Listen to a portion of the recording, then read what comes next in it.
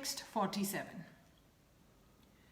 And of all yogis, the one with great faith, who always abides in me, thinks of me within himself, and renders transcendental loving service to me, he is the most intimately united with me in yoga and is the highest of all. That is my opinion.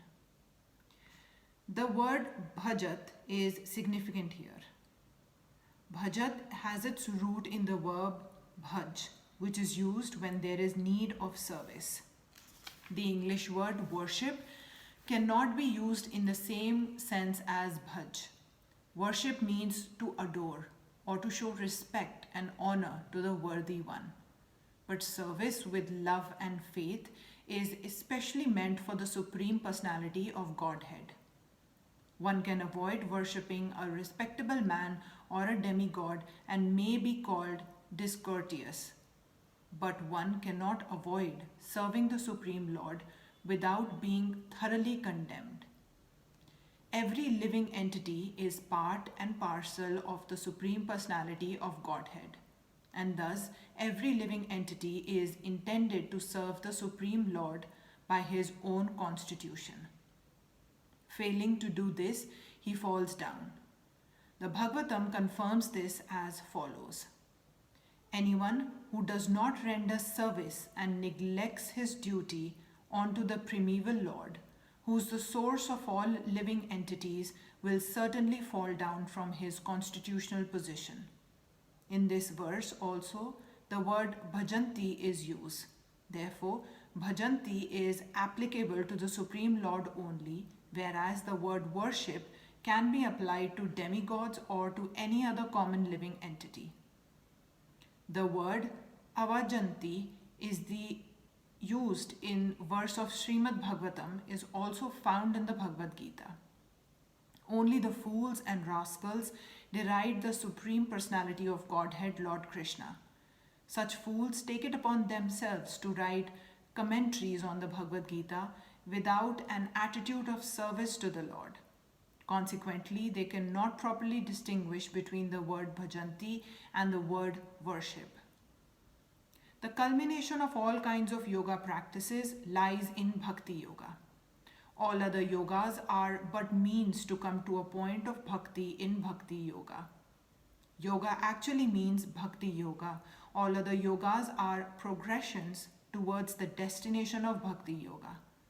From the beginning of karma yoga to the end of bhakti yoga is a long way to self-realization. Karma yoga without fruitive results is the beginning of this path. When karma yoga increases in knowledge and renunciation, the stage is called Janana yoga.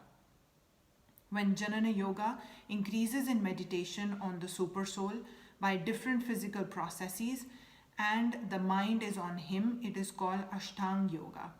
And when one surpasses the Ashtanga yoga and comes to the point of the Supreme Personality of Godhead Krishna, it is called Bhakti yoga, the culmination. Factually, Bhakti yoga is the ultimate goal. But to analyze Bhakti yoga minutely, one has to understand these other yogas. The yogi who is progressive is therefore on the true path of eternal good fortune. One who sticks to a particular point and does not make further progress is called by that particular name. If one is fortunate enough to come to the point of bhakti yoga, it is to be understood that he has surpassed all other yogas. Therefore, to become Krishna conscious is the highest stage of yoga, just as when we speak of Himalayan, we refer to the world's highest mountains, of which the highest peak, Mount Everest, is considered to be the culmination. It is by great fortune that one comes to Krishna consciousness on the path of bhakti yoga to become well situated according to the Vedic direction. The ideal yogi concentrates his attention on Krishna, who is called Saumya Sundar, who is as beautifully colored as the cloud, whose lotus-like face is as effulgent as the sun, whose dress is brilliant with jewels and whose body is flower garlanded.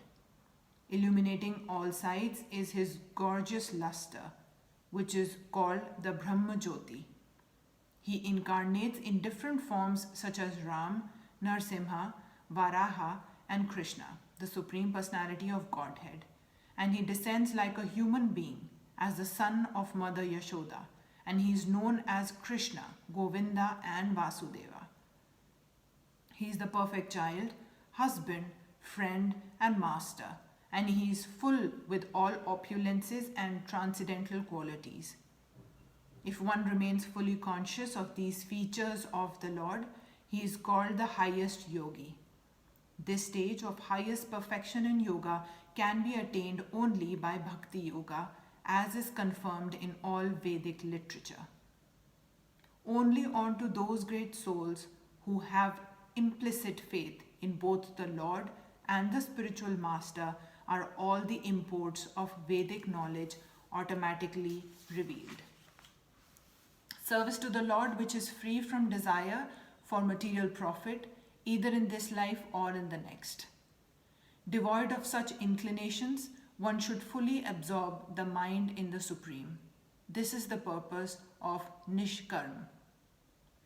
These are some of the means for performance of bhakti or Krishna consciousness, the highest perfectional stage of yoga system.